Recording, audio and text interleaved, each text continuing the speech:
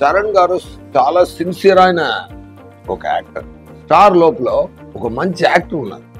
ఆయన స్టార్ కదా, పెద్ద స్టార్, ఆయనకి global star, mega power star నుంచి గ్లోబల్ స్టార్ నుంచి ఆస్కార్ స్టేజ్ దాకా ఎంత డిజర్వింగ్ పర్సన్ ఆయన. చిరంజీవి గారు కొడుకు అని ఒక ప్లేస్ దొరికినా కానీ ఆయన సిన్సియర్ గా ఉండలేకపోతే ఈ పొజిషన్ రాదు. ఆయన డాన్స్ కానీ సార్ ఒకటి చెప్తాను సార్, ఆయన పెర్ఫార్మెన్స్ చెప్తాను.